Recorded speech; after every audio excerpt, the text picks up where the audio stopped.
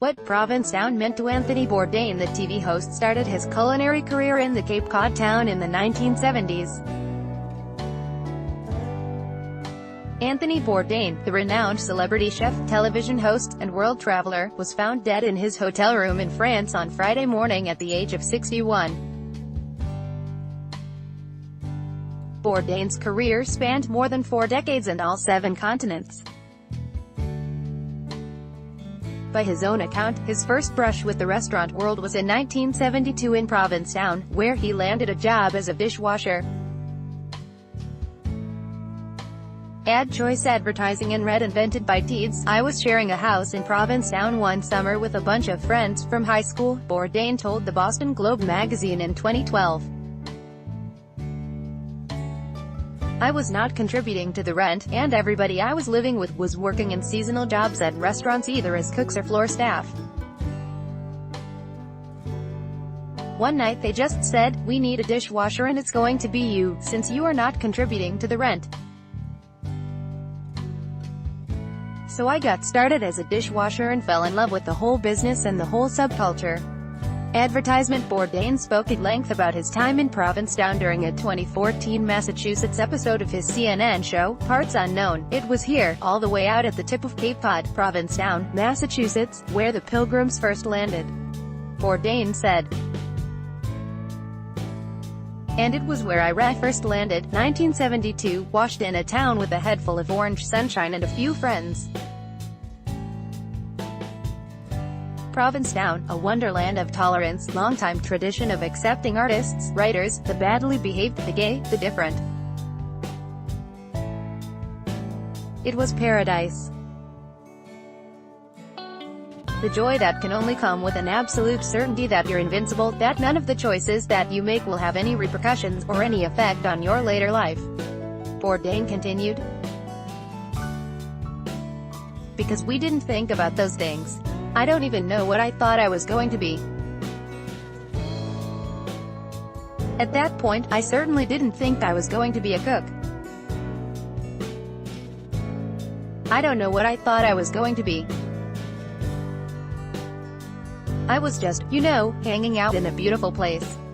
Bourdain talked on the show about how he got hired for his first dishwashing job, at the now-closed flagship restaurant. "I hadn't been working for a while. I was a deadbeat," Bourdain said. I was, scarfing off everybody else. And Nancy Poole comes home from work and says, "Our dishwasher didn't show up today. You are our new dishwasher," and I said, "Oh, really?" And the next day I put on the apron and I didn't take it off for 30 years. Advertisement. In the episode, Bourdain reflected on the lives that those in the service industry led, with daily routines of hanging out on the beach until 2 or 3 p.m., working all night, and drinking, getting high, and drilling out food. "The flagship, it's where my cooking career started," Bourdain said. "Where I started washing dishes, where I started to have pretensions of culinary grandeur. It would seem like a good gig for anybody. Who else got to live like that during that time?" In the episode, Bourdain stops by the Lobster Pot, a Provincetown seafood spot that's still popular today. "Many of the old places in P-Town are gone," Bourdain said. "But the Lobster Pot is still going strong, all these years later, and still has what I want and need. The essentials. My friends worked in the kitchen here, starting the tradition among my set that cooking work was noble toil."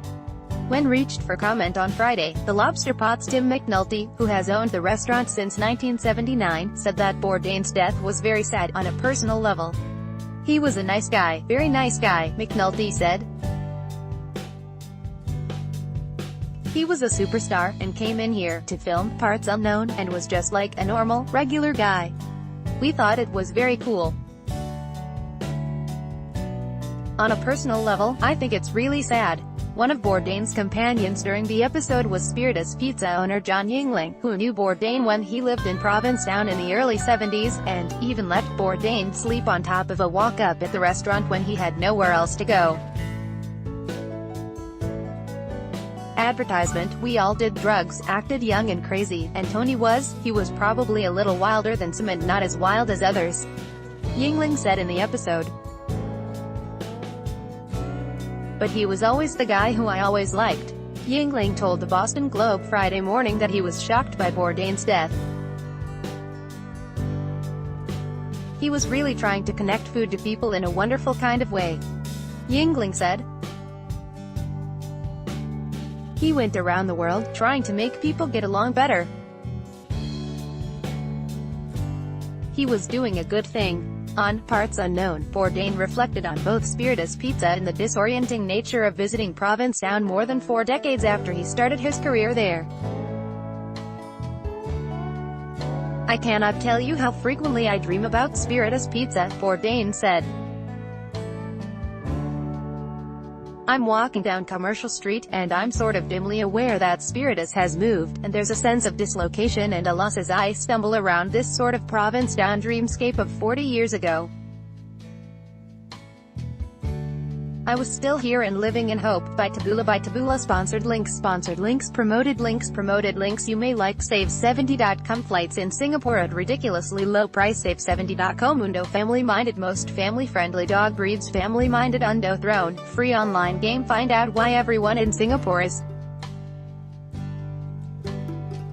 crazy about this strategy game. Throne free online game. Undo Babel language expert shares the secret to learning a language in 20 minutes at Babel. Undo Fropki 27 spectacular photos of Earth by NASA. Fropki Undo Blinkist 5 books that will change your life. Blinkist Undo.